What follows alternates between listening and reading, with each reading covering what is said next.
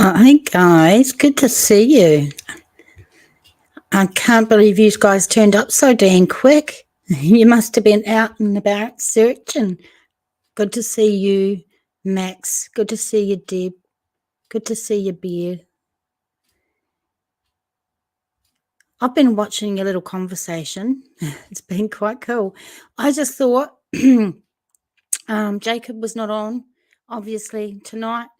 I've been like channel hopping a few here and there, but I haven't found anywhere that's really like got me and grabbed me. And so I was a little bit bored. And I thought, well, why not just go on, play a couple of videos and see if anybody turns up for a chat. So, alas, here we are. So I was watching a few. You're getting stuff ready for the storm. So you're selling off stuff to get more stuff, X? Is that what you mean? Always wanted to be with a lady in a hurricane. Oh, that's so romantic, Max. How very romantic of you. I've seen this, Deb. You always wanted to be a storm chaser. I'm always outside during tornado warnings looking for one while everyone else is in the basement. You and Doug must both. That's crazy. Pam, hi. Good to see you. You just floating around as well, my dear? Okay, so the first video is about a guy that's been missing since the floods that we had in the North Island about 7-ish weeks ago. And he was initially thought missing from the floods, but everyone in New Zealand has been accounted for on the North Island except this guy. He's still missing with his truck. So it's a bit of an odd story, and then there's a article or two to look at when it's finished. It's not a long one, so we can just chat hopefully, and then we'll see if we'll watch any more. So tell me if you can hear all right. Hi guys, welcome to New Zealand Mysteries on Facebook anyway, and for New Zealand I've changed my name a bit for YouTube. For YouTube now we're Coffee and Crime Time with TJ and Ronnie. I'm lying. Anyway, my friends, I have been busy. I have been collecting stuff. I've been collecting sleeping bags for my charity drive for the homeless this year. I've got a bulk donation of like 20 of them in my house. I've got blankets. Get on with it, lady. We're here for the good stuff. The actual case. Get to the case. Video, we're going to talk about this guy. Here we go. Joseph Ahuriri. Now, this guy has been missing since the floods in the North Island of Cyclone Gabrielle, and we're going to have a look because he is still missing and he needs to be found. So let's take a look. So just quickly, if you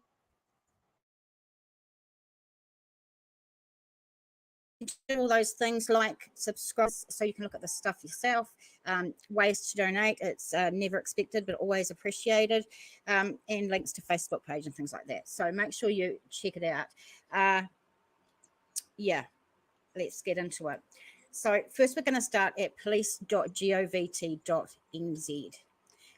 This is one of two pictures, but we'll start reading. Joseph, age 40, left home in Gisborne on Monday, 13th of February around 4 p.m, heading to Napier and intending to return about 2 a.m. on Tuesday, the 14th of February. Let's go straight to the map and have a look. So he's going from Gisborne to Napier. So here's the North Island. Now, if you see that Gisborne is up the top here and Napier is here, these roads are closed because of the devastation of Cyclone Gabrielle a couple of weeks ago. So he would have actually used this route going straight around the coast there. This route here is just showing where poor buggers have to actually go now, I figure. So Napier here and Gisborne here. He was driving a white Toyota Hilux. which you can see here, DZH116. And it looks like quite a newer model one as well. Due to the weather conditions, Joseph stayed at a hotel on Marine Parade in Napier. So down here in Napier is where he stayed.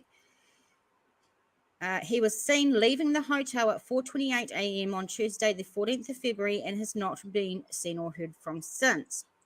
His vehicle was seen on CCTV in Havelock North, heading south at 5:15 a.m. Okay, well, let's see. He was heading south.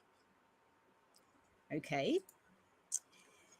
State Highway 2 north back to Gisborne would have been impassable at this time due to the flooding, as we said, and police, along with his whānau, want to know where he is and that he is safe. Anyone with information that may help police is asked to contact police on 105, or you can go to the police website and use an update report. Quote file number 230225/2814. Again, I'm going to have this stuff in the description box below anyway, so you'll be able to look at it if you need it. I did go looking at cameras today, webcams, because I know mine's not very good, but they were way too pricey at this stage, so I've got to just work with what I've got. This is rnz.co.nz on the 2nd of March. Police are renewing their appeals for sightings of a man who disappeared about the time Cyclone Gabriel hit Hawke's Bay and the east coast. Joseph, 40, left home in Gisborne on Monday, 13th of February, around 4 p.m, heading to Napier, and intending to return around 2 a.m. the following day. He was driving, again, a white Toyota Hilux, reg DZH116. Due to weather conditions brought about by the cyclone hitting the region, Joseph stayed at a hotel in Napier, police said in the statement. So some things repeating, but that's all that happens, really. But we just go through this to see if there's something that we've missed. He was last seen leaving the hotel at 4:28 a.m. on 14th of Feb and has not been seen or heard from since. His vehicle, again, was seen on CCTV in Havelock North, heading south at 5:15 a.m. and did not return. Despite Joseph not being seen since the poor weather began, police no longer believe his... I don't know how I feel about that. It was right in the middle of the cyclone. He had every intention of coming back to his family, from what we can gather. So to say that his disappearance is not related to the cyclone, I'm not sure about that. But Joseph, if you're out there, dude, you don't want to go back to your whānau, that's fine. Just let someone know you're alive, police or someone. Yeah, along with his whānau, they want to know where he was and that he was safe, and have appealed for their information. Monday, police said it was unlikely his disappearance was cyclone related, but it could not be ruled out. And I suppose they're right. It could be anything, couldn't it, really? Okay. So this is stuff.co.nz, and this was just a couple of days ago. Missing man seen heading towards Wairoa on morning of cyclone. Okay, so I think this is a bit different, was it? Footage from CCTV showed missing father Joseph was last seen heading towards Wairoa from Napier. Okay, so Napier's down here and Wairoa is up here. So if that's the case, he wasn't going south down here out of Havelock, as the previously being stated by the police, if he was going towards Wairoa.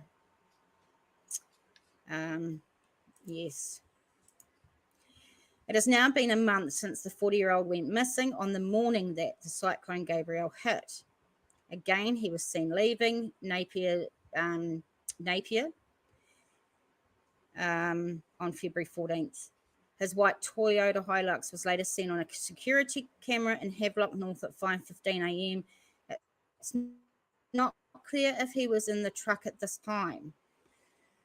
Okay, so that's very interesting. Now his daughter, Jay, has revealed the last confirmed seeing of the father of nine, was at the Waitomo petrol station in Bayview, Napier, at 5:46 a.m. Okay, so this is a bit different. We've got him here. This is the last place he was actually seen, heading straight into that ravaged part in there, sadly. From there, the trail has gone cold for the whānau, who are desperate to find him and bring him home to Gisborne. Cameron is asking anyone in the Bayview area with security cameras that were working on the morning of the cyclone to come forward. Joseph initially travelled to Hawke's Bay from Gisborne to visit his auntie, who has not heard or seen from him since Monday, February the 13th. Let's have a little listen to this.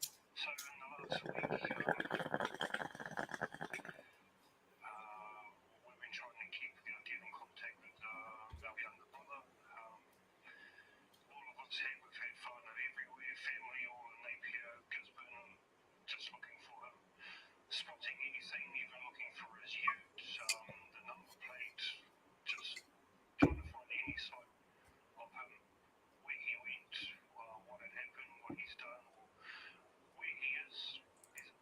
So that is his brother Mike. Very, very sad there. He hasn't made contact or anything with his partner, me or my siblings and family, which is unusual for him, his daughter said. His phone is going straight to answer phone and we are trying our hardest not to worry. Come home safe to us, Dad. We will never stop searching for you. 2 weeks after he disappeared, police said they believed his disappearance was unlikely, again to be cyclone related. At the time, whānau said they were shocked the police statement appeared to cast doubt on the reason for his disappearance. His brother Mike, who flew from his Christchurch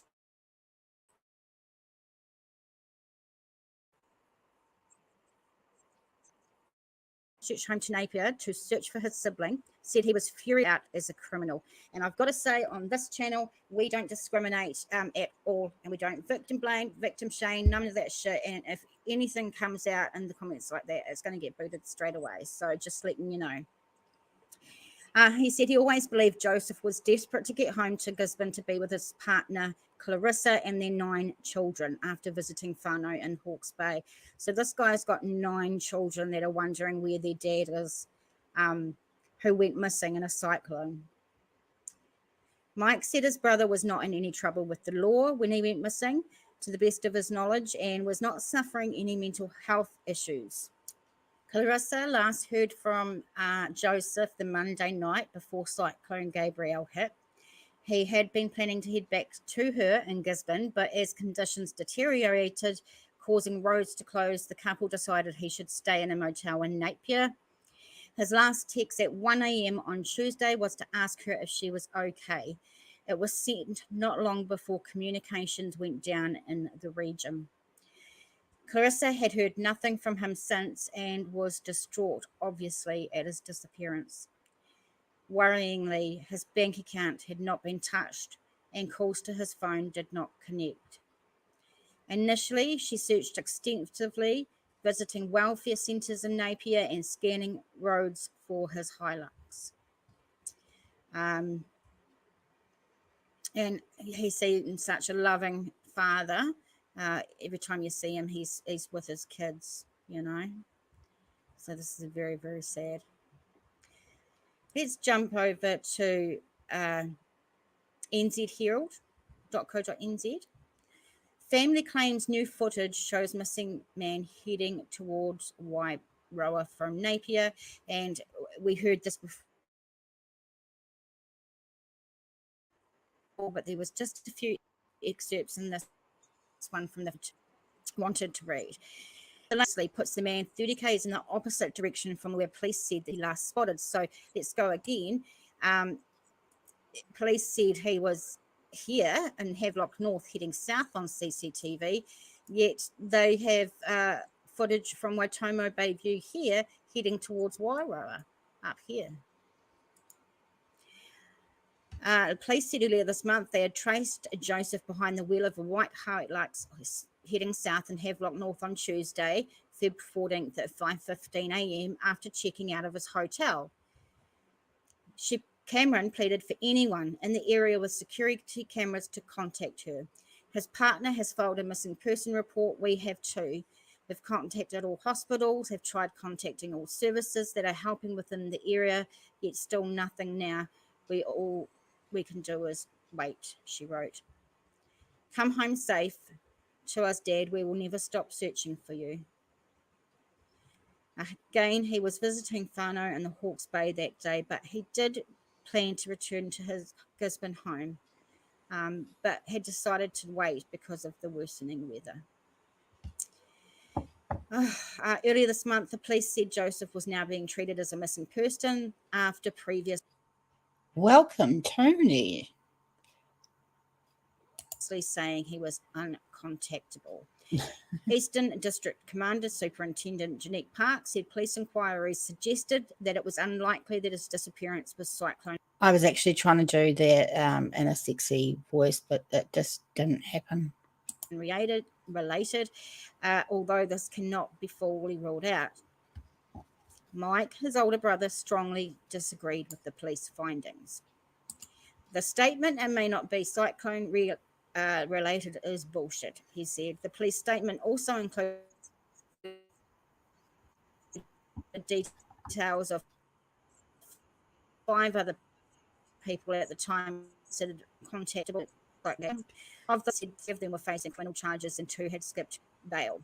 Although Joseph was an addition to this group, Mike said the family felt he had been grouped in with those people, as in the criminal element, I think they're talking about. The family all felt that police thought he was a criminal. Mum went nuts about it. She wasn't happy about it. We know he's not a criminal. He's a loving father, a loving brother, and he loves his kids. Thanks, guys, for tuning in to this one. It's really a mystery. It's absolutely a mystery. You know, we're in the recovery phase now of cleaning up after Cyclone Gabriella. We've had the army. We've had so much resources up there. It feels like if he was somewhere, he would have been found by now. Sadly, he hasn't touched his bank account. The calls go straight to voicemail. So this is not looking good, right? And then there's that little thing about which way he was going and where he was heading after leaving Napier. I hope this turns out well. I hope to God for the family that this man is okay. Please. Okay. Well, as you might gather, there has been no sighting of him yet, and he's still not been found. So basically, we're still in the same point we are when I done this video. We don't know what happened to this man in his ute, this father of 9 children who was on his way home that night that the cyclone hit. It's an odd one. So I'll read you one of the latest articles. This is from nzherald.co.nz. Navy divers to help in search for missing man Joseph, and this is 23rd of March this year. Navy divers River on Friday looking for missing Gisborne man Joseph. He has been missing for over 5 weeks and was last seen near Napier on the same morning Cyclone Gabrielle lashed the region. So just remember, this is a few weeks old, the article itself. Surveillance images pictured him next to a ute at the Waitomo fuel stop at Bayview at 5:46 on February 14th, which is his last known sighting.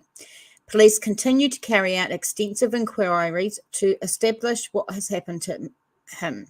Gosh, they just repeat themselves sometimes, and I'm like, oh, I'll just skip over that, but then I make a real good mush of it while I'm trying to skip over it, and it makes no sense. Oh, it's a struggle. It's a struggle. Police continue to carry out extensive inquiries to establish what has happened to missing Gisborne man Joseph, Inspector Martin James from Hawke's Bay Police said.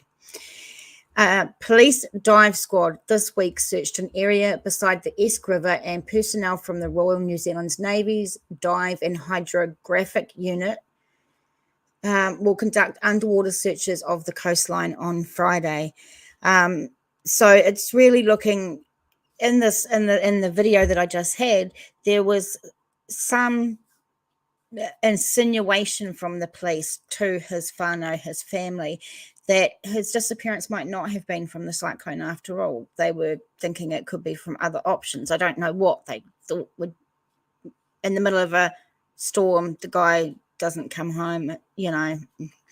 But then the fact that there's no sign of him and there no sign of his ute, yeah. What's up with you guys? You're nice to everyone, but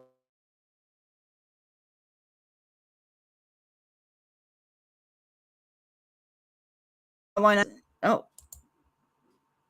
Deb, I try. Only time I'm not nice is when someone hurts, talks bad about my friends and family. So you're just one of those really loyal people. You too, Max. I've seen, actually, all you guys are loyal.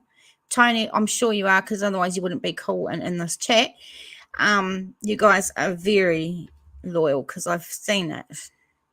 You've been loyal to me. Anywho, roads identified as possible routes taken by Joseph out of Hawke's Bay have now been flown, driven, and in some areas of high interest also walked. To date, nothing of relevance had been located. At present, there are 20 people involved in the operation, including members of the Hawke's Bay Land SAR group, which is just land and sea walk people. What are they called? Search people. Police and Joseph's family are grateful to everyone who has been in touch, but please, if you do know anything, he was driving a white Toyota Hilux registration DZ8116, and I have information in the description box of this video where you can call if you have any information. I think we might have had one more, so if you just give me a moment. Give me one moment. Yeah, the only other one was the one that I just shut, so should I try that again?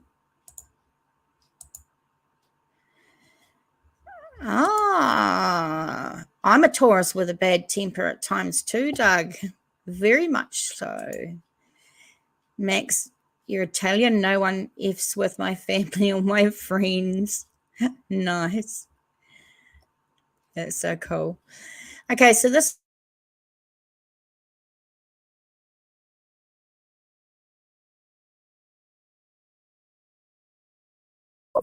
or about Joseph. So Joseph, psychic used to help find missing dad. Police satisfied only one person in the CCTV footage. The distraught family of Gisborne man Joseph are turning to a psychic in a bid to reunite them with their missing dad, who disappeared more than a month ago. And why I this is really hurtful, because I don't know. I can't say how spiritual the family is. They may be very spiritual. I used to be a spiritualist, and I firmly believed in psychics and that sort of thing. And I'm not going to say whether I do now, but sometimes people who are really desperate and crimes and want to know about their loved ones will go to a psychic. And that's what grabs at my heart, because that's what I think. So just waffling. The family also raised questions about the possible presence of a mystery person who may have been traveling with the missing father of 8. He was last seen in security footage next to his white Toyota Hilux at the Bayview petrol station at 5:46 a.m.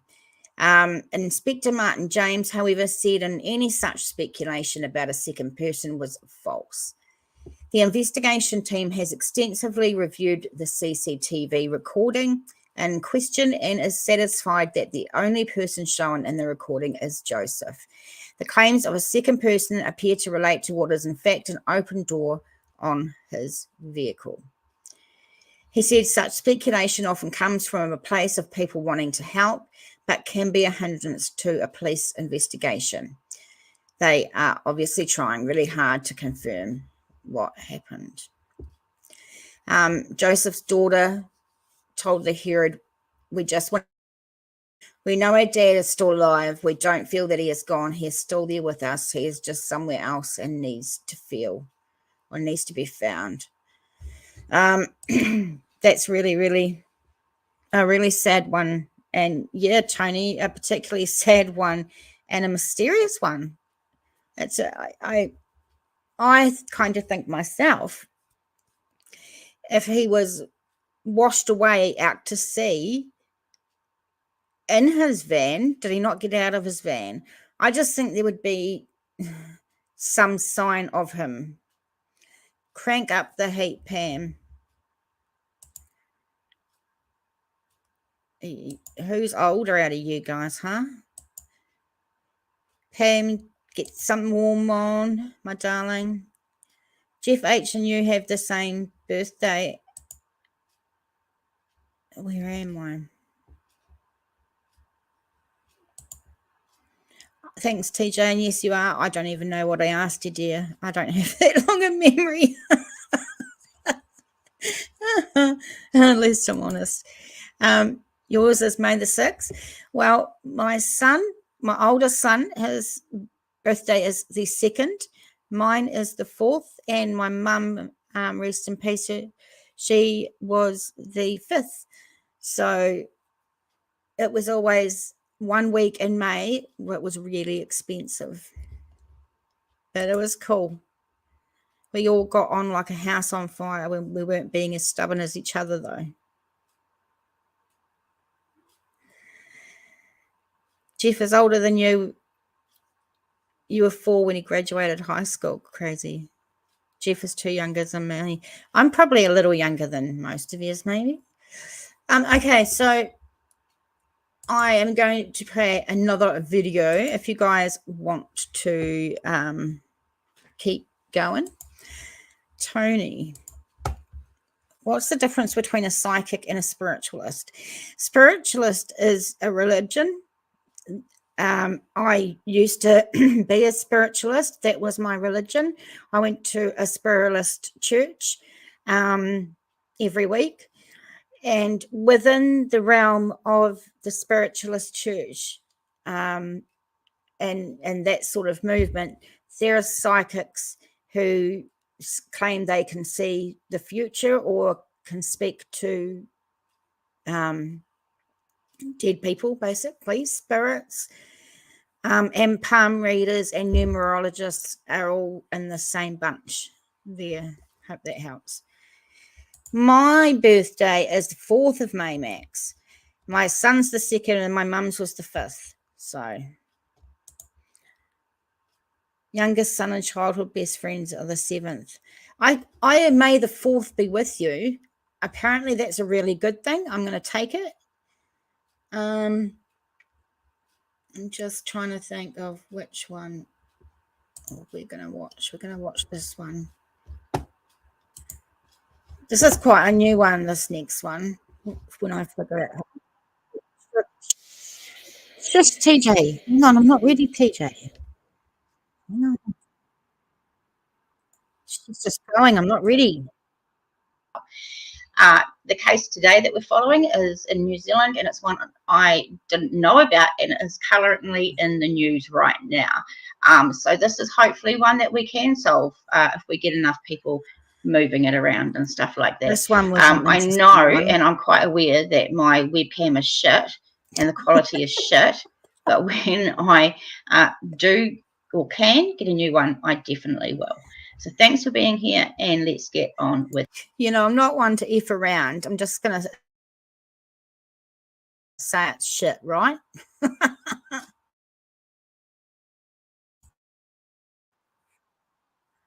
Look at a map, which I'm going to put up. So if we take a look at this map of New Zealand, and in the South Island here, this red lump. It's a dot. It's not a lump. This is where Hope is, Who just the out hell of is Nelson. lump? Oh my. Beautiful winery region, I'm told. So I never knew about it. Hope, previously known as Ranzau, is a small settlement south of Nelson, New Zealand, between Richmond and Wakefield. Hope began as a German settlement founded by many of the families on the bark something, which left Hamburg on 21st of April 1844. Today, the settlement remains largely rural, dominated by farms and orchards. There are 2 primary schools scattered, specialty shops, many operating from an orchard or market garden, a restaurant and bar, a convenience store, and a park with tennis courts and a recreation hall. The Hope statistical area covers 7.44 k's, which is about 2.87 square miles. It had an estimated population of 990 as of June 2022. So, not the biggest town or biggest place for sure. Let's get into some articles. Anything like really. So the first article I'm looking at is stuff.co.nz. This was released March 11. Hi, Sama. I feel like I know you because I see you everywhere, and I don't even know whether it's Sama or Sama. Oh, shoot, you lost your fur baby. I'm so sorry. Oh, that sucks. I hate having to make those decisions about your fur babies, Dale. Hang around if you want. We're just watching some video, just chatting about shit, really. So, yeah. Thank you. No worries. Hope that helped.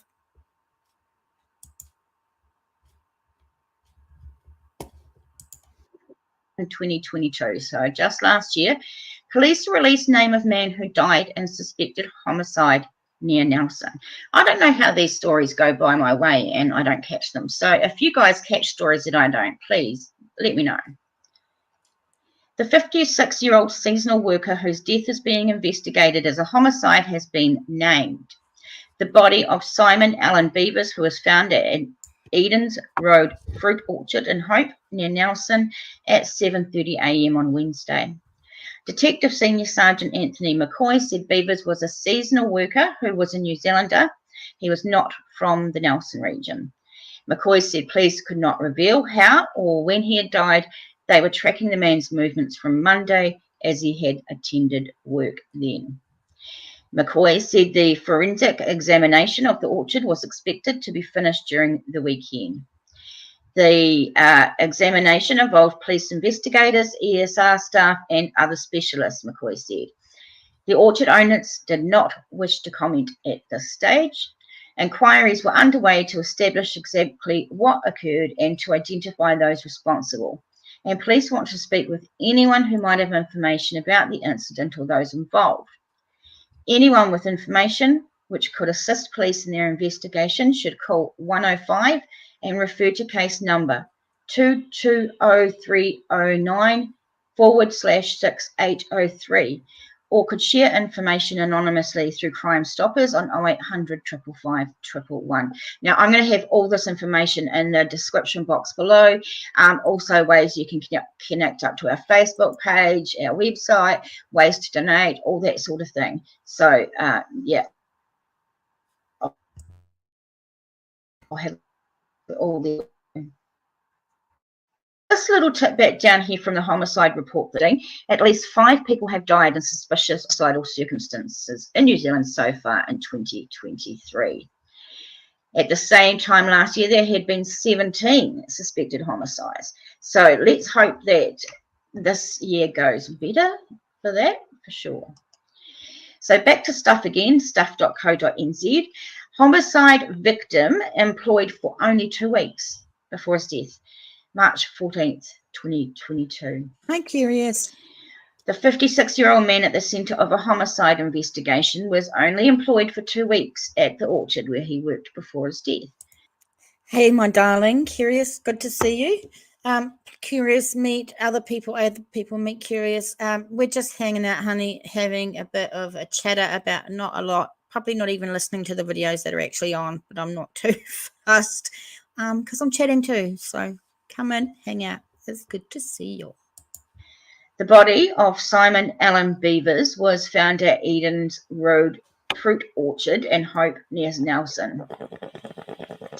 Detective McCoy said Beavers had been employed by Eden's Road Fruit for 2 weeks before his death. That's sad. On Friday, McCoy said Beavers was a seasonal worker who was a Kiwi. He was not from the region. Still not revealing how or when he died. They were tracking Beavers' movements from Monday as he had been at work then. So just going over the same thing. Inquiries were underway to establish exactly what occurred and to identify those responsible, and police wanted to speak with anyone who might have information. So that's what we need, guys. We need to share this as much as we can because we need to get it under the noses of the right people that may have some information. So that's why sharing is so important. This can be solved. Let's go to the latest. Newshub.co.nz. This was 11th of March 2023. Police announced a $100,000 reward and year-long unsolved murder of fruit picker Simon Allen Beavers. Now, New Zealand police don't give out these types of rewards often. I think this is probably the third one in history that I can remember, along Ronald Ellison and the little one with the cherry cheeks.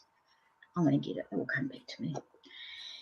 So, police have announced a $100,000 reward in the year-long unsolved murder case of a Nelson fruit picker. Police announced the reward on Wednesday morning for information that may lead to an arrest for the murder of Simon Allen Beavers. Beavers was found dead in his tent. So that's the first time we've heard about the tent at an apple orchard on Eden's Road, Hope, on March 9th. Police believe he was killed in his tent between 8 p.m. on Monday, March the 7th, and the morning of March 9th when he was found dead. At this time, the detective said tomorrow marks 1 year since Simon was found dead.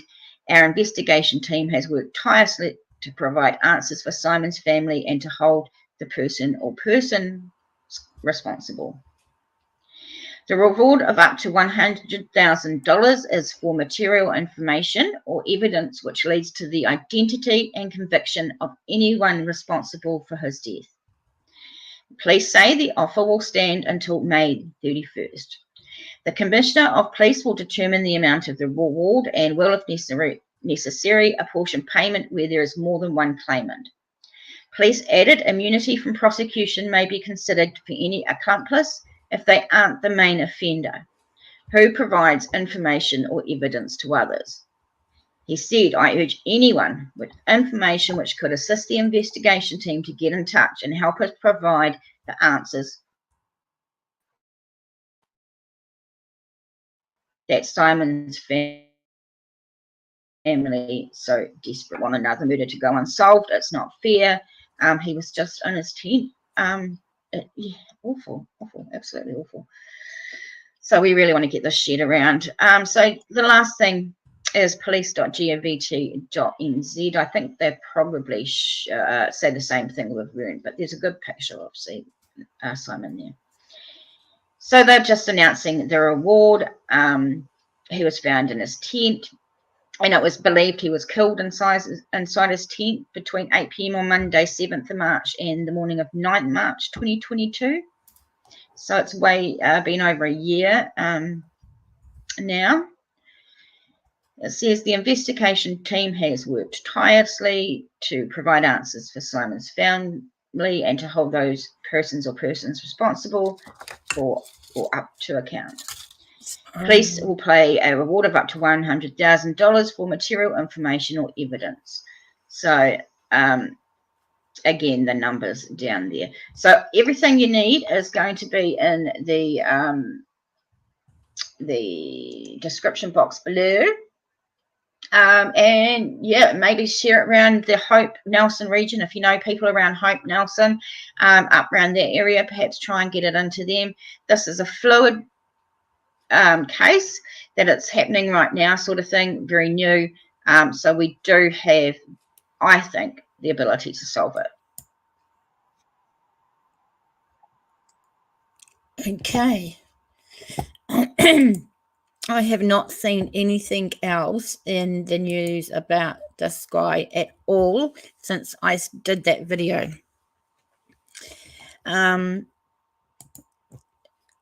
Doug says the Kansas population is 2.92 million.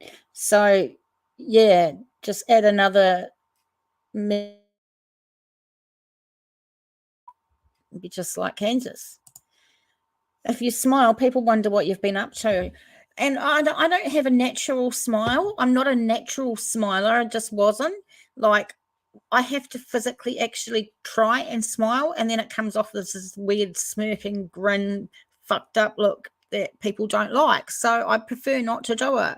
I like having resting a bit horrible look face. It's fine with me. Oh, God. Maybe one day, Deb, when I move to Texas, we can meet up for a nice dinner, even though you're in Arizona. Am I getting that right?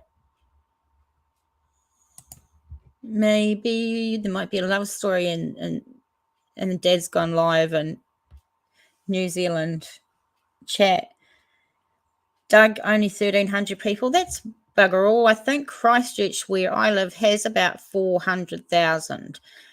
So it's not far off Bakersfield, because I actually looked up Bakersfield today and learned a little bit about it. I forgot all of it so far. Yeah, just got to let the cat out. Yeah, I'm coming. I'm not going to start this all night. Not just back and forth, carry on.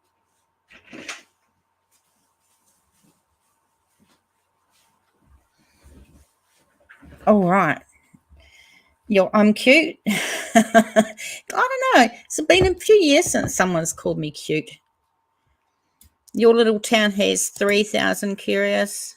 That's a small place with sweet fuck all. No stoplights. Yeah, that would be cool.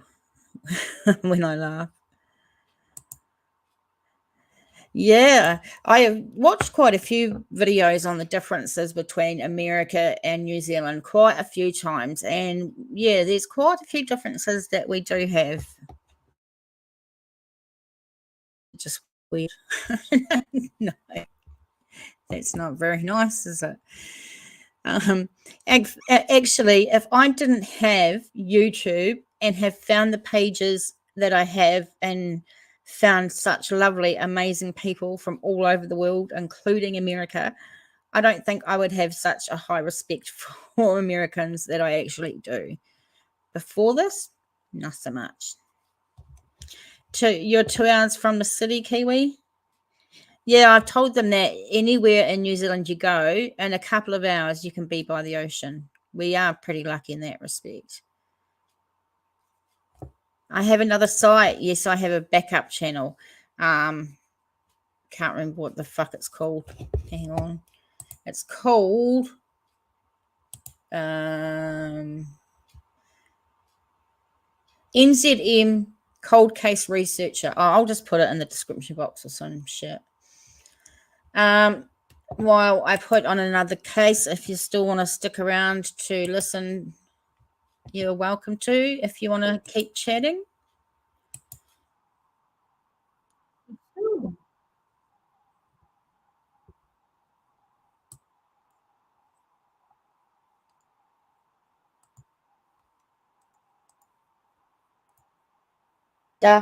Let's have a go.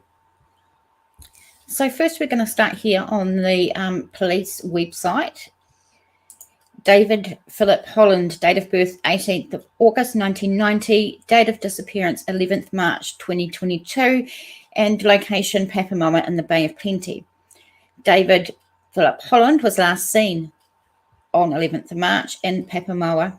His family and friends and police have concerns for his welfare and continue to appeal for sightings or information regarding his disappearance. And police ask if you have any information, call 1. Now that I'm watching, like, did video doesn't look blurry to you? Just blurry to me, because this is why I talk about needing a webcam, but I also think it's something within the program that I use as well. But to me, it looks blurry. So let me know, does it look blurry or does it not look blurry?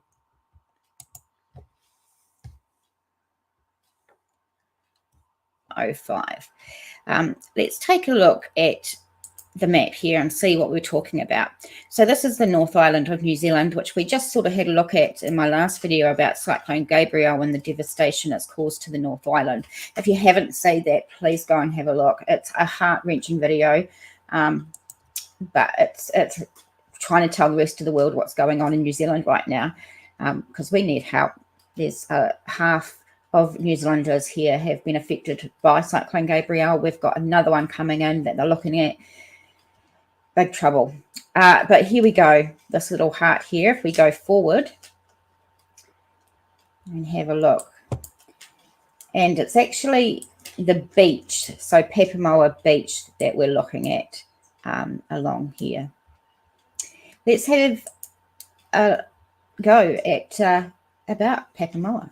Papamoa, or Papamoa Beach, is a suburb of Tauranga, located even about 11 kilometres from the city centre. It is the largest residential suburb in Tauranga. Let's look at the history and culture. The Māori settlement of Papamoa dates back to approximately 1400 CE, with a significant park complex overlooking the fertile plains and abundant coastal fisheries. For the next 300 years, the people prospered, harvesting their crops and fisheries, occupying and abandoning sites in accordance with the Kumara cycle and soil fertility. Papamoa has 16 kilometres, which is 9.9 miles of white sandy beach, stretching from the boundary with Mount Maunganui in the west to the Kaituna River in the east. Widespread Pākehā settlement of the area did not cease, and prior to this, Papamoa had been largely a rural area. Once a small and tight-knit community, many of Papamoa's beaches, sweeping paddocks have been swallowed up by urban development. And unfortunately, they've been swallowed up by probably Cyclone Gabrielle. In subsequent decades, Papamoa is currently one of the fastest growing suburbs of Tauranga, with many different subdivisions developing concurrently on different blocks of land on the fringes of the suburb. It is popular for fishing, surfing, and as a holiday treat. Now, this next bit of information I found quite interesting. Definitely something I didn't know. If you're from New Zealand or Papamoa, Tauranga area, you didn't know this, check this out. Papamoa Beach is a clothing optional beach by custom. New Zealand has no official nude beaches, thank goodness, as public nudity is legal on any beach where it is known to occur. Sexual activity in public places is illegal, however, and Papamoa Beach has been the site of a continuing series of complaints about lewd behaviour. Some complainants take care to distinguish between these activities and non-sexual naturism. Others do not. In 2012, Papamoa Beach was the location for a skinny dipping world record attempt. On 2nd of December 2012, 299 people got naked in the water. Bugger that. Despite a cold day, many people stripped naked, attempting to beat Christchurch's summer beach dip. The record failed, as Guinness World Records required all swimmers to be in the water at the same time for a group photo. Papamoa had a population of 25,272 at the 2018 New Zealand census. Right, let's get into this story.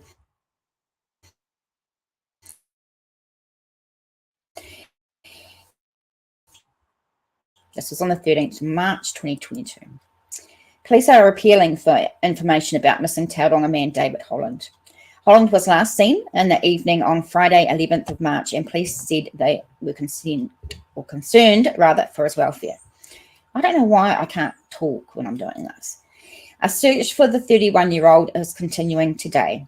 Friends of Holland believed he had been planning to go for a swim at Papamoa Beach near the end of Pacific View Road. He later did not show up for work, which was out of character. A search of the beach and surrounding areas has been conducted. However, nothing has been found that would help understand where David might be, a police statement said.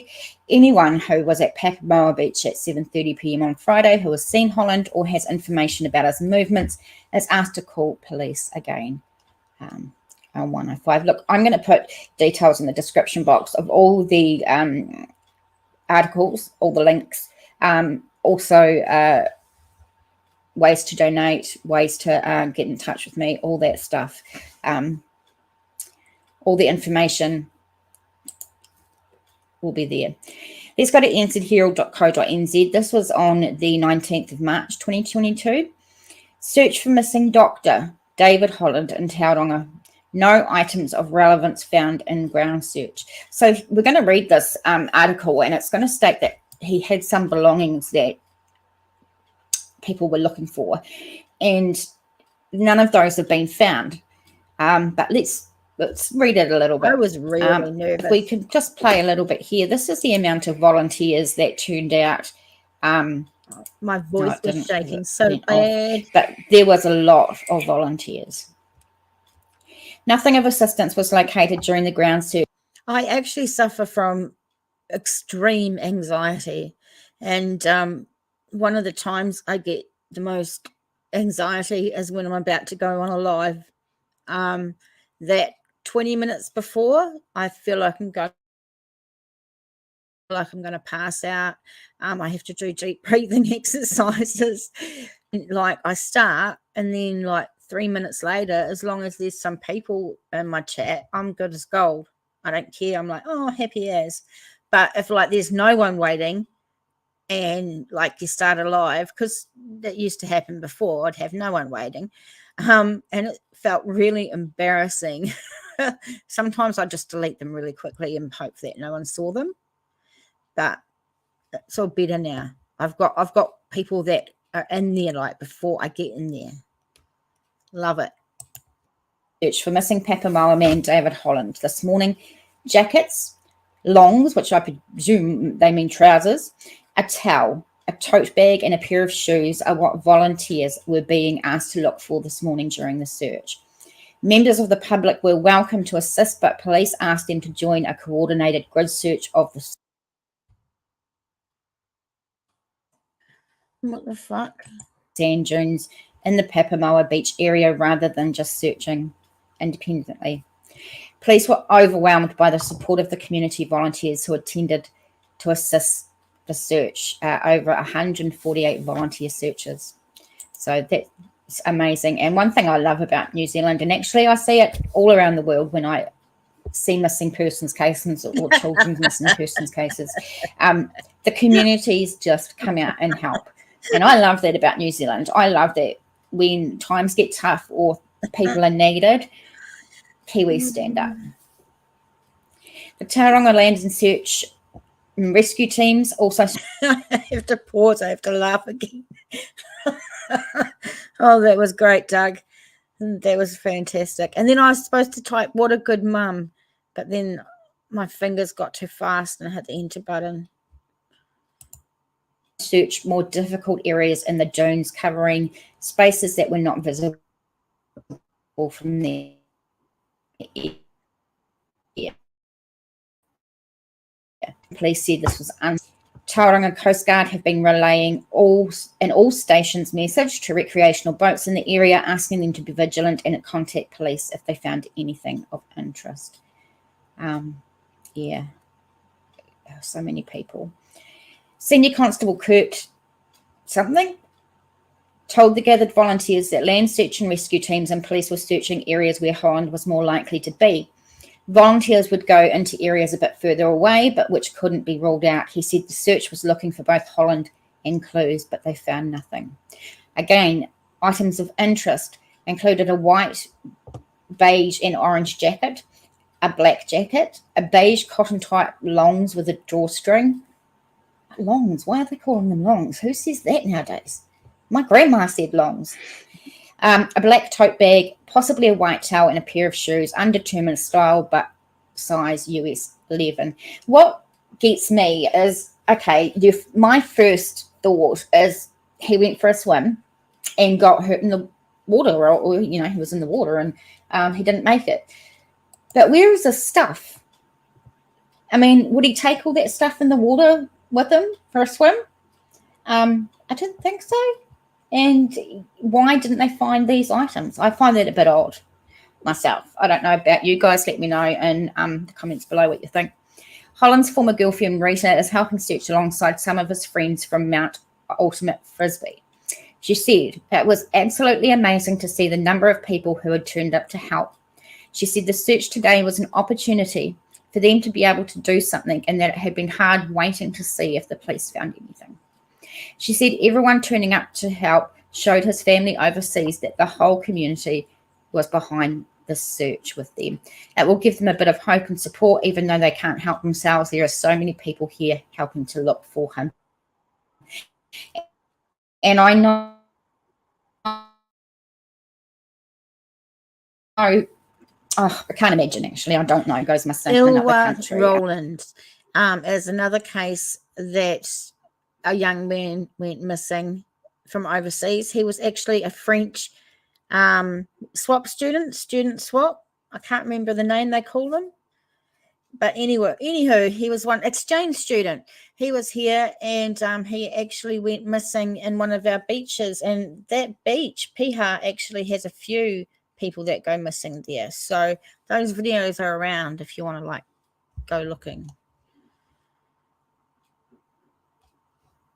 True is married.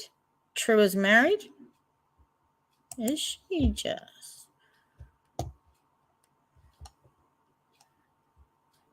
True's lovely. See, now look what I mean, it's bad enough when you're there, but when you're overseas, it must be absolutely heartbreaking. We know for Eloy Roland, the student that went missing at Piha. If you haven't seen that, go and watch the video. That was really hard too, because his family were overseas. He's the most caring, kind and supportive person in the world. He's absolutely the most amazing person. He always sees the good side of people and understands everyone's perspective. I think that's why so many people are out here right now. A co-worker who used to work in intensive care with Holland at the hospital is at the scene to search on behalf of herself and her mother, who also worked with him. She told the Bay of Plenty Times he's a friendly and warm person with a sense of humour. My cat is trying to get his treats, and he's making a bit of noise. So Always I'm sorry about that. Always Ronnie. She said it was great to have people coming to help search because he had helped so many people. Terry Hayes said Holland lives on the same street as him. It was a community. A police spokesman said. So, and the thing is with this case is, yes, and on the surface, it sounds like I mean, you guys probably aren't even listening to this shit anyway, but I'm going to waffle on. On the surface, it looks like, yeah, he said he was going for a swim. He texted his mate, "I'm going for a swim." He got his swim stuff ready, towel and that, and headed to the beach.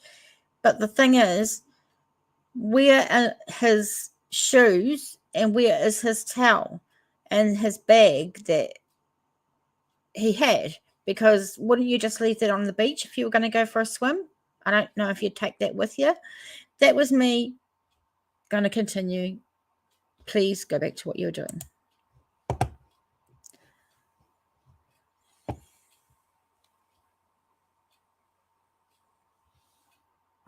To date, nothing has been found that would give any clues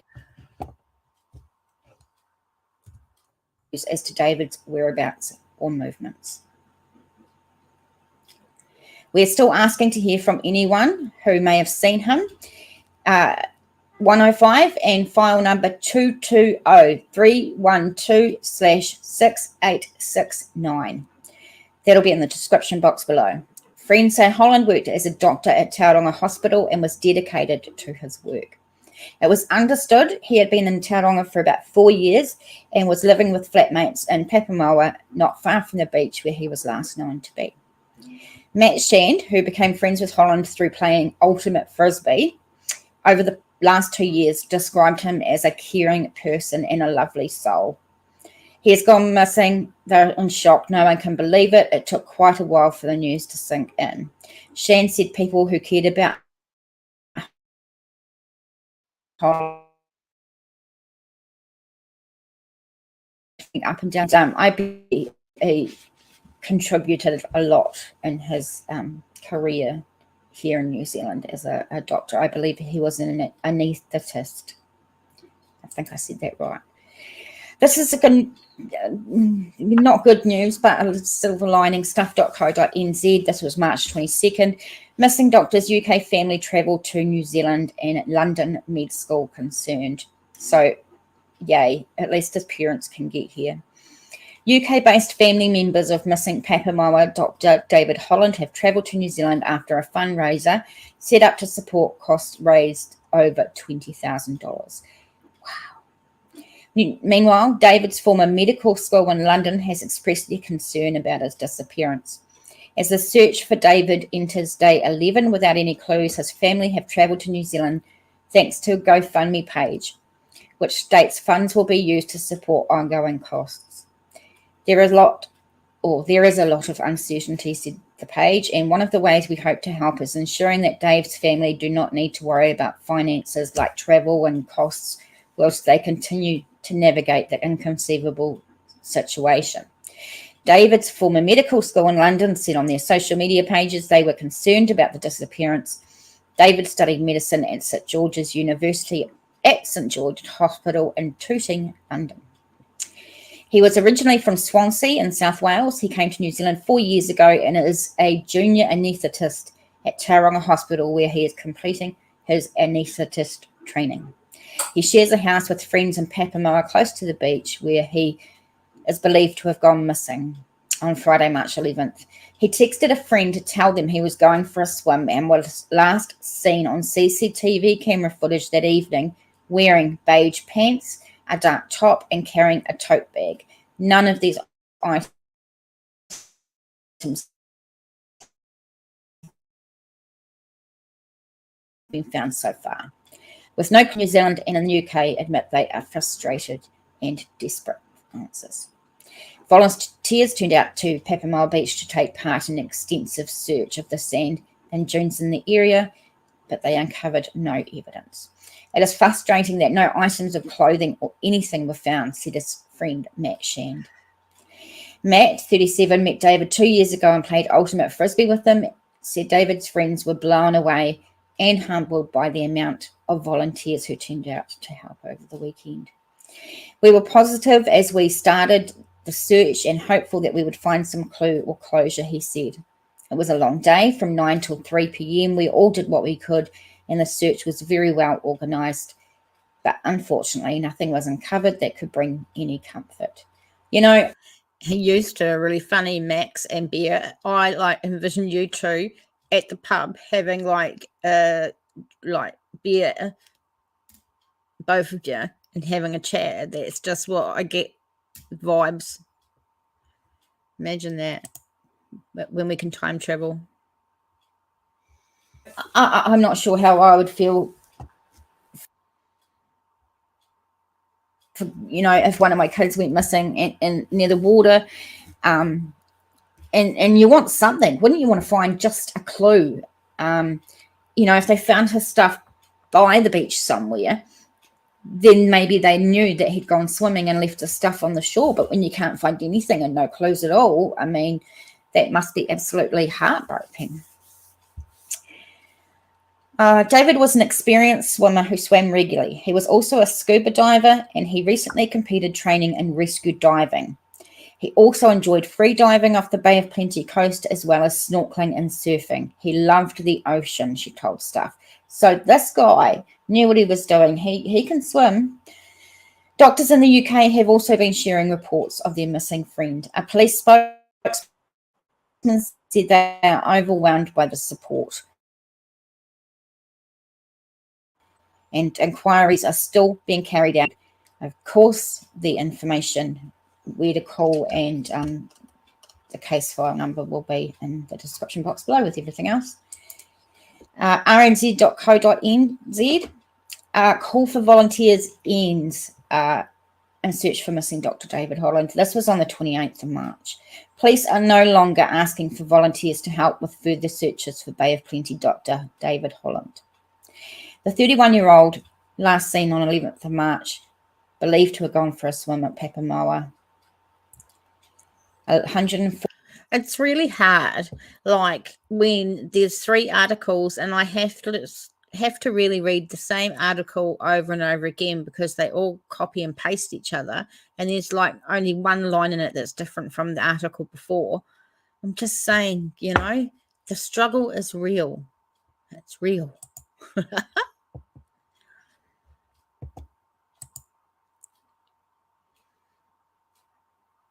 48 Wow. volunteers. This one here is from walesonline.co.uk. A Swansea doctor is missing in New Zealand and hundreds of people are helping search for him. It says he may have been planning to go for a swim at a nearby beach but has not been seen since. So it's quite cool that it's being reported in the UK and they can see how much New Zealanders are trying to help. A Swansea doctor living in New Zealand has been missing for over a week and hundreds of people are searching or helping to search for him. David Holland, a 31-year-old anaesthetist who is originally from Swansea, was last seen in the evening of Friday, March 11, and a search for him has been going on in the days since. Friends of David, who now live in Tauranga, New Zealand, said they believe he had been planning to go for a swim at the nearby beach, and concerns were raised when he did not show up for work. Just devastating for the parents. That's really all I've got on this case. I mean, We don't need to listen to there's that not much to lady report. go I know. on. So how's everyone going? Bear can multitask. I can multitask and wait until I have to mod 2 different channels and still watch Dads at the same time. Yeah, that's pretty impressive. I used to think when I first got onto YouTube and saw these blue wrench people, I thought, oh, you know, it'd be cool to be a mod. And then because I thought like I felt like a bit more powerful. Not that I really actually did fuck all, because really I liked watching the content. That's what I went there for. So I don't really like modding that much if I have to actually do it, because I go to a channel to watch the content. But that's just me. I can though watch content and keep up with the chat mostly, and that's pretty hard for me keeping up. You guys want to stick around, or are you going to head off? It must be getting late. For Doug and Max, I've been in an hour, so it must be like 4:30 in the morning for you guys, you nutters. I'm hoping you like my new branding. You have trouble chatting and listening to the video? Oh, so you can either do one or the other. Yeah, I had that for quite a while. You mod for KRW, Live on Patrol, and Nightmares Treasures. I don't know who KRW is. 4:38 a.m. You wouldn't want to be a mod? No. As I've got to stay on YouTube, you know, give up TV and basically spend lots of time on here. Won't prefer not to be mod anyway. And I feel like for Jeff and True over at Dad's Gone Live, that's so busy over there. They don't have to actually they don't get time to sit down and listen and watch what's going on and relax, you know. I feel sorry for them. They've got quite a busy one to do. Nightmares is a mod for Jacob also. Yeah, it must suck in the really busy chats, for sure. And it's not too bad in Dad's, but anything like as if he got more popular and slowed the chat down, right? Because the chat will start going faster and it'll be hard to keep up with. But then you can't turn the chat slow down because everybody's members and it doesn't work for members. So there's no way of actually like slowing the chat down. You know what I'm saying? You're picking up what I'm putting down. Both of them are small channels. Dad's Gone Live's got a pretty good channel. He has some nights I've watched, he's had over 1,000 in there.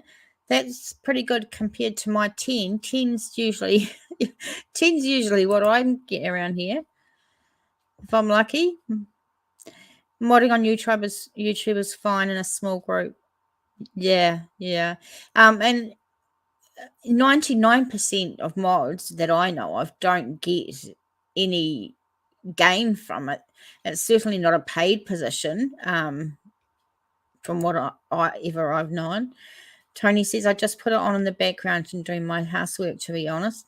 That's all right. That gives me a view, gives you a listen. So, yeah, I'm good with that. But it's nice to know what you're about and meet you and everything. You do come down and you want to just chill. KRW only has a few people in chat and most are mods. We need to get more people from Dads in here. Yeah, it's hard because I don't want to force people to come over and chat and they might not even be interested in true crime. And I don't want to keep bugging people, asking them to come over here and sub up to me and watch my shit. Hi, Jade here. Good to see you. Yeah, I just don't want to feel like I'm forcing people. But look, the only thing I want to know, I'm going to put another video on, but the only thing I want to know, Max, Deb, if you're around, and Bear, is the reason that there is like 10 cop chasers in Bakersfield, right? And that's it in the whole of the United States pretty much, except some in LA and some in New York I've seen. Why is it all in Bakersfield? That's all I want to know. That's all I want to know. Good to see you, JDR. Nightmares only has maybe 5 people in the chat until he does an online auction. Yeah, I'm not complaining about 10 people. I mean, I'm able to chat with you and stuff with 10 people. So, yeah. But, Max, you know, I've always thought that I should have 60,100 subscribers because I think I'm that good. But not really. It's not about that. The only reason I want more subs is because I want people to hear and see these. And I want the more people to see them because the more people to see it, the more I raise awareness about the cases. And the more I raise awareness about the cases, the more likely somebody might actually see it from New Zealand and think, oh, I was just down there that week. I remember something, you know? And it could be that one thing. That's my dream. Absolute dream. Oh, it's actually, you don't care about chasers. On all the channels, the chasers are the, like, bomb. Everyone wants a chase. That's all they ever want is we need a chase, we need a chase, we need a chase. And I'm like, why? Because they're going to go, like, beside you. And then that's it. They're gone. Well, what did you get to see? I don't get it. Could it be because there are so many drug and alcohol abusers in certain areas? Yeah. I'm always true, Max. No, I'm not. No, I'm not. There's more. Okay. Do this one. There's more, As Bear, this was is dropped home American to his one. Joey Lee apartment in El Cajon, California, by his mum around 10:30 p.m. The next day, I'll play this one. It's actually an American one, so sorry, Kiwis. But I changed my style up a bit on this one, and it's a real sad and interesting case. So we'll play this before I go. Bear was nowhere to be found, and there were missing items from his bedroom. that raised some concerns. Hello, everybody. Welcome to New Zealand Mysteries, the international series. And today we're looking at a case of a missing person from California, and it's quite a well-known case. In the community, I guess, if you look at true crime. But I am doing this in a different format today. I'm extremely nervous. I know that the quality of the webcam that comes with the computer is shit. I'm quite aware of that, but I can't afford to get a new one just right now. So I'll get a better webcam soon. It is what it is. Please just bear with me. Like I said, this is new for me. I'm nervous, but I'm going to give it a shot. So let's get into it. Elijah Beer was born on 19th of August 1995 to parents Steve and Leilani. He has an older sister, Miranda, and a younger brother, Stephen. Unfortunately, they did not make it, the marriage, and they split up. Leilani took the children and moved from their home in Riverside County, California, and back to the reservation where she grew up in San Diego County, the Barona Reservation. Beer belonged to the Barona tribe, I should say. So let's take a quick look at this tribe, and I'm quite interested because I haven't done a lot around Native Americans. So let's have a look.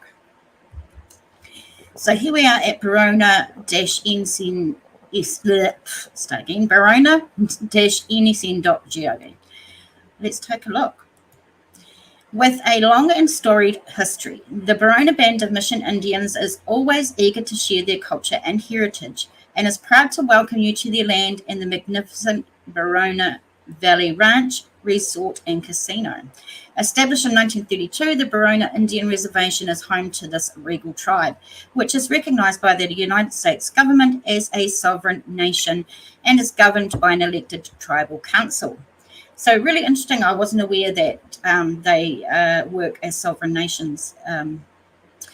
A strong and supportive community, the Barona tribe is proud of its independence and self-reliance. The reservation features its own museum, school, fire station, gas station, church museum, and community centre. Tied together architecturally with the theme of a 1930s ranch intended to honour the founders of the Barona Indian Reservation. The Barona Valley Ranch Resort and Casino attests to the vision, conviction, and determination of the Barona Band of Mission Indians. Gosh, this the display is terrible and really hard to read, and I'm so sorry, guys. I have so much problems with computers and trying to get things right, and the software.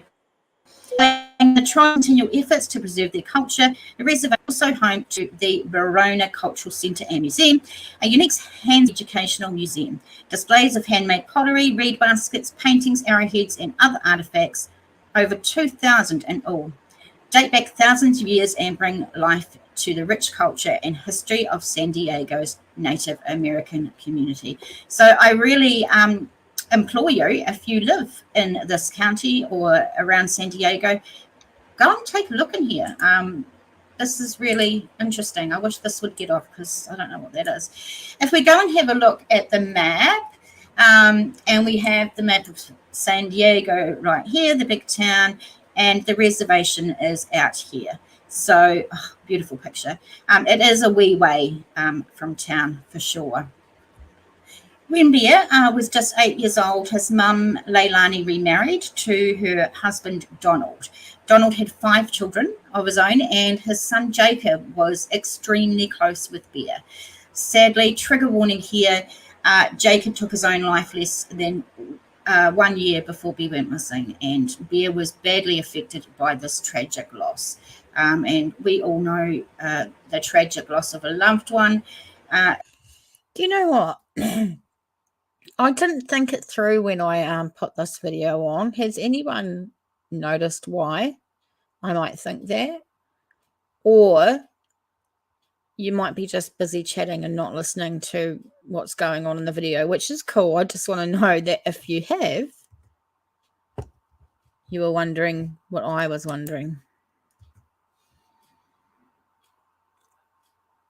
No. It's just because Yeah, she doesn't like being alone. But I'll keep playing this if no one caught on.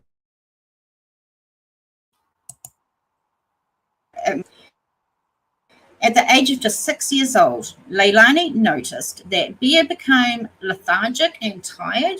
He began having frequent fevers, headaches, and then began vomiting. She was really, really worried. So she took him to the doctor or the emergency room, and Bear was actually critical. He was diagnosed with type 1 diabetes. Now, his blood sugar range was off the charts. It was in like the 800s, and it should be down like to in the early hundreds. His was 800, and they reckoned that they were surprised he wasn't even in a coma because it was so bad. Bear now, of course, would have to test his blood and inject insulin 3 times a day. Bear would have to spend the rest of his life battling diabetes. There is no cure, sadly. It was really tough for him growing up with this chronic illness, as you can imagine. He liked to play with the children, but there were some days that he just couldn't play with his peers, especially if he had to go in also and get his injections. Some days were okay. It was really, really tough. This naturally took its toll on Bear, not physically or just physically, but mentally as well, as you can imagine. So not surprisingly, growing up, Bear started to struggle with depression. He spent a lot of time in and out of hospital growing up, which was hard for him to keep up with his schooling as well. He spent so much time off school. His mum just really told him, provided you at least got a GED, then she was happy. Growing up, Bear wanted to help any of his mates out, and there were always teenagers in the house and crashing on the couch if they needed to.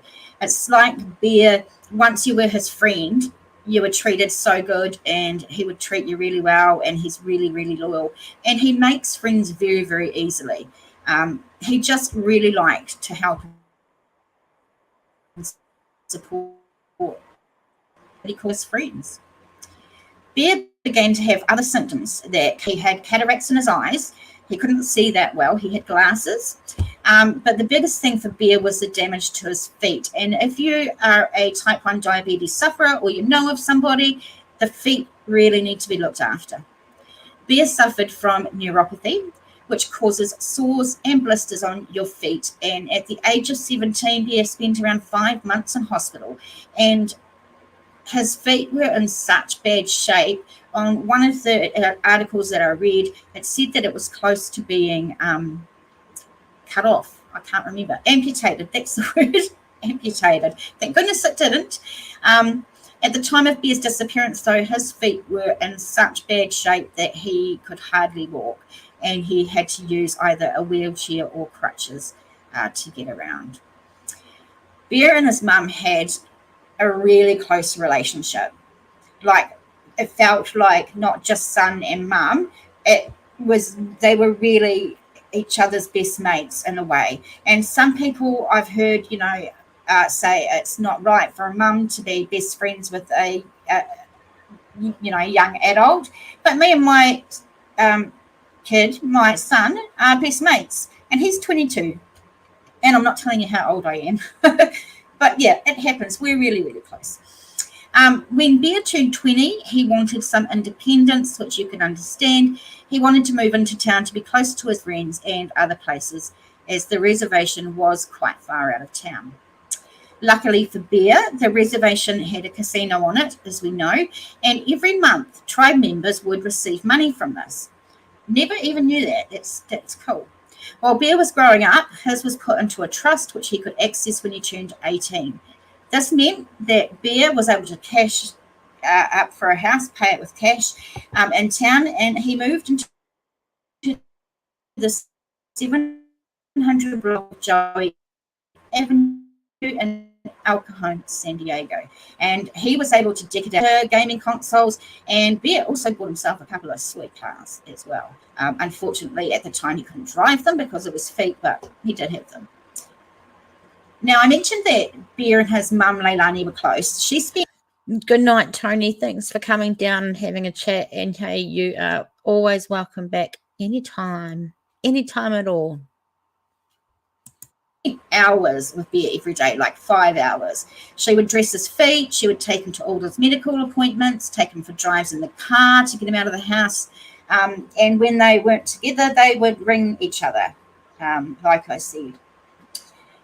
And Bear would ring his mum just to say, I'm okay, mum, don't worry about me, type of thing. Once Bear was in his new apartment, he started to go and hang out in a hooker lounge and met lots of new people. And we've spoke before about Bear meeting someone and they immediately become his friend. If you talk to Bear, you were immediately a friend of his. Bear had a couple of full-time flatmates in the end that he had met at the hooker lounge.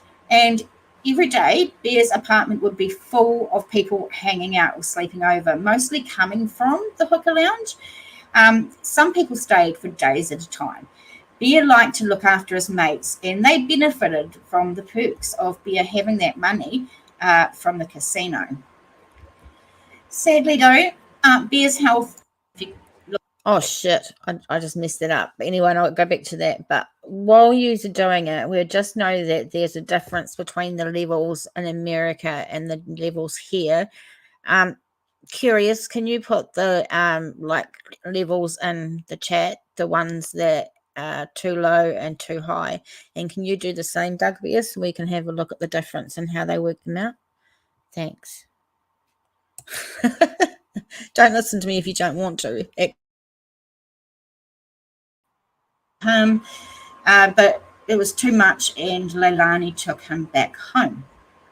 During the car ride, however, and when they arrived at Bear's house, they argued. Leilani tried to tell Bear that he had a lot to look forward to. She suggested he go back to school. It would give him something to do and he could make new friends.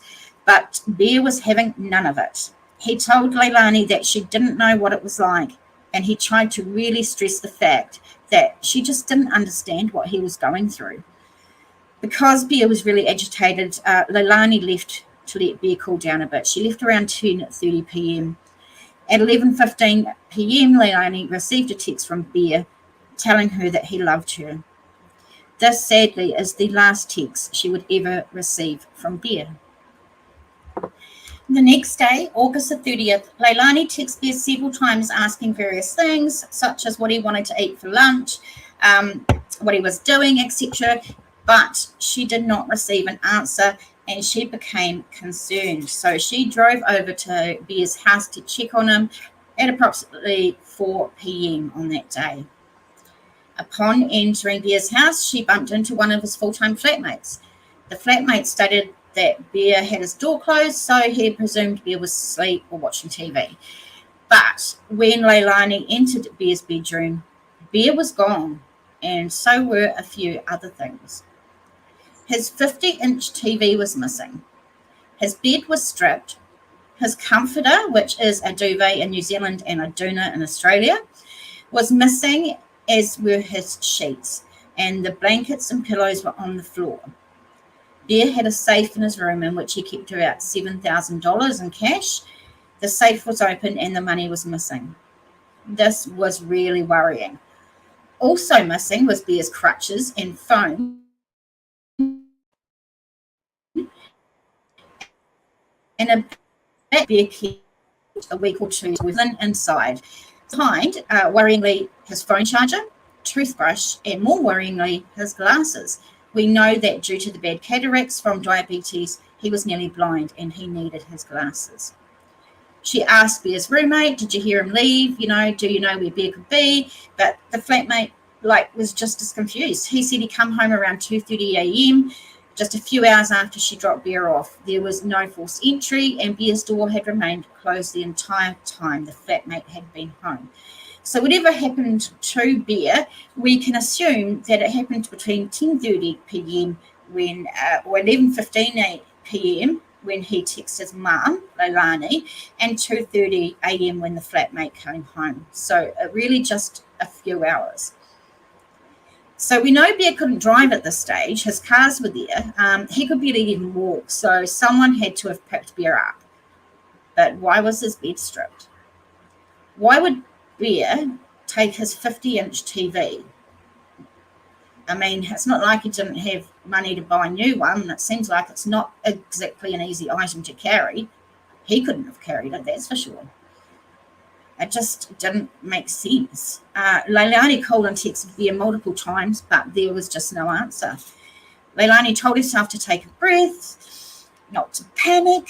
She thought maybe he'd gone to a friend's house for a while to get away, but some things didn't add up. I mean, Leilani knew that he had a couple of health appointments the following day, and he would never miss his health appointments. So the next day she went to where these appointments were and waited outside, but no, Bear never showed up. That's when Leilani started to panic. This is when Leilani contacted the police to file a missing persons report. Now, unfortunately, as we know, in a lot of cases, the police didn't take it seriously. They told her that he was a young man with money. He was allowed to go missing and not help 90% of the stage, but there was no follow-up with the police. Bear had left on previous occasions for a week or two, but always kept in touch with his mum. His mum were real close and always attended his health appointments. This was different. Leilani knew that Bear had a couple of weeks' worth of insulin in his backpack, so he would have to come back to get more. The following weekend, which was like a week later, there was a powwow at the reservation. Now, this is something that Bear and his family absolutely loved, and Leilani knew that Bear would never miss it. I really want to go to a powwow. They look so amazing when I've watched them online and stuff. They look so much fun. For the world. Have you guys ever been to one?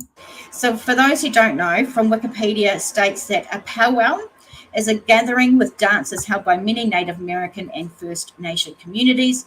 Powwows today allow Indigenous people to socialise, dance, sing, and honour their cultures. Powwows may be private or public, indoors or outdoors. Dancing events can be competitive with 1 or 2 prizes. Powwows vary in length from single day to week-long events.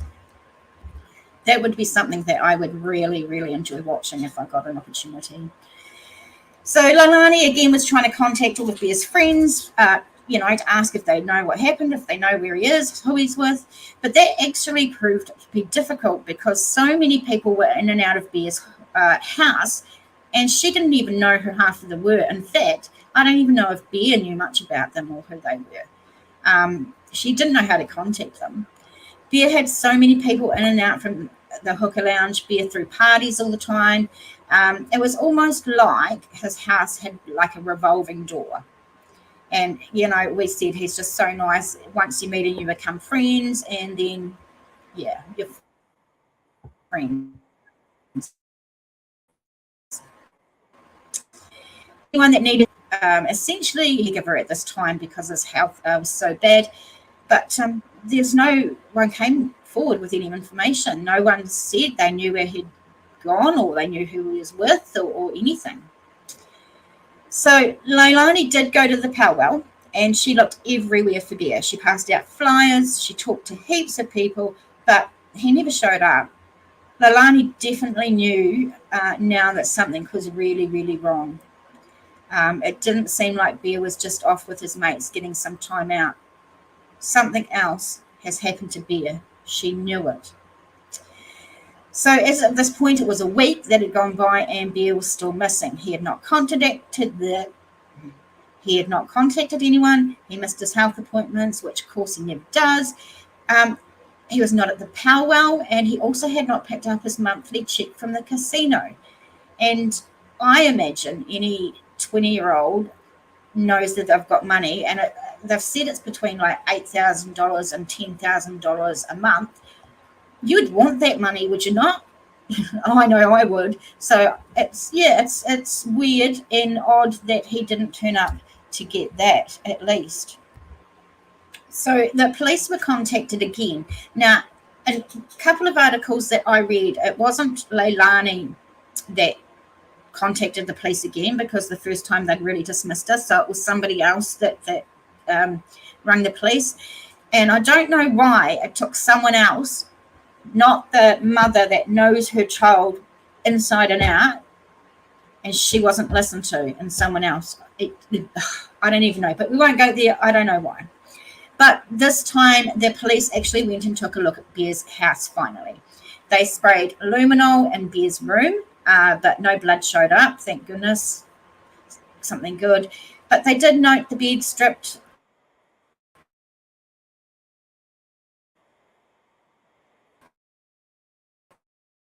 The open safe with a huge TV. The police believe that Bear left with someone he knew. It was no use them looking for fingerprints because, like I said, this house was a revolving door of people, so there would be way too many fingerprints. So the police got hold of Bear's phone and bank records. Bear's bank account and social media had not been active or touched. They found out, though, strangely, Bear's phone pinged at about 1:29 a.m. at the Barona reservation at the casino, which strikes me as a little odd. Then just 29 minutes later, his phone pinged in Santa Isabel, which is a small town near San Diego Mountains, which we'll look at in a minute. There wasn't much in this area. It was very rural. The mountains were very rugged, and it was full of wild animals. There is no way Bear could have climbed these mountains, or he could barely walk. Bear's phone was turned off on August the 30th, 2015, just a day after he went missing. So if we have a quick look here on this map that you can't see, so let me give you a moment to do that. Again, I apologise how hard it is to see. I'm working on it, guys. I'm working on it.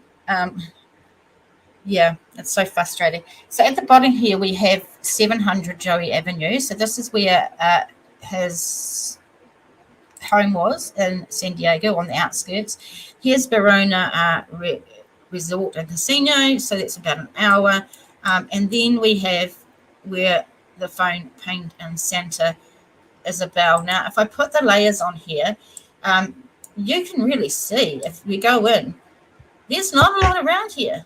These rugged mountains, they are rugged. Bear's not going to be able to get up there. Someone got rid of the phone, they must have. So very, very sad. Since there wasn't much in this area, it was very rural. I think I've said that.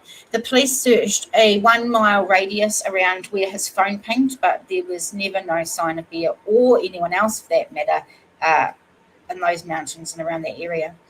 So unfortunately, the case has stalled at that time. There was not really a lot to go on, but Leilani never given up. She's never given up searching for Bear. Actually, the day after Bear went missing, another 20-year-old, Skylar Peterson Tosick, went missing as well. His mum seen Bear's story and contacted Leilani, and they compared the cases. It seemed like there were lots of similarities between the cases, but police said that they were not related.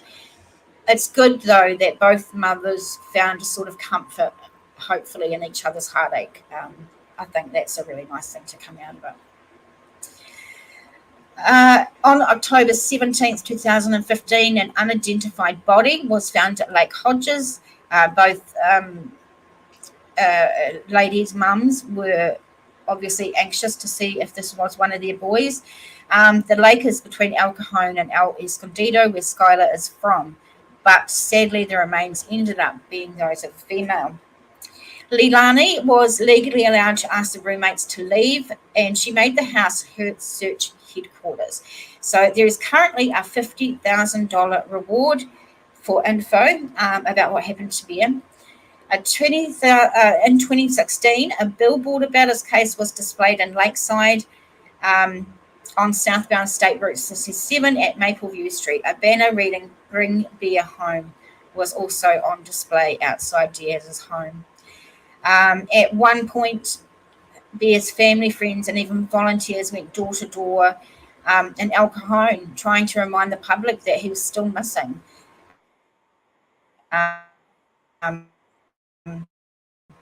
Family hired a private investigator, and they said the case was highly suspicious.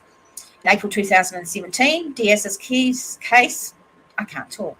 Received national attention when it was profiled on the TV series Disappeared. Now, Disappeared is one of my favorite programs. I really like it. Today, a website, Bring Beer Home, continues to try and spread the word, which is going to be in the description box below. In the description box, I'll have ways you can check us out, links to our Facebook page. Okay, and we've heard enough of her. So you can stop now, lady. You've said enough for today. So who's left in here? I haven't put you all to sleep yet. I'm putting myself to sleep, listening to myself. And like to me, I have this boring, monotone voice with no emotion or anything in it. And it sounds boring as shit. It's the like type of voice that I would just fall asleep to. And it's my own. Beer, Max, I don't know if you guys are still here. Oh, Pam, you're still here, baby. I'm going to head off in a minute. But I was just thinking, Beer, Max must have hightailed it out here. But you guys, Pam, you've heard, and Curious, you heard me talk about Dad's Gone Live channel, okay, which I really, really love. And these other guys are from there, so that's where they're from. And there's some nights that he doesn't go out for one reason or another, whether he's not feeling like it or he's sick or who have you, doesn't care. But maybe I could come on the nights that Jacob doesn't or something like that, because a few people seem to turn up here, so that tells me that perhaps people will keep turning up here. 5:10. Yeah, terrible time to be awake. The sun might be rising and the birds might be singing. 6:11 a.m. But you've been asleep. That's the difference, Pam. Bear has not been asleep. Bear's been awake all night. And the night before, wasn't it?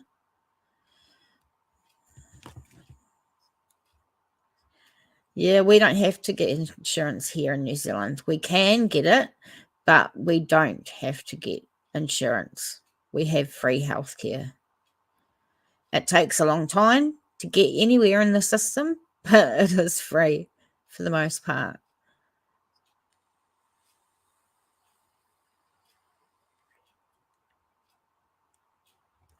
Well, guys, I'm going to head off.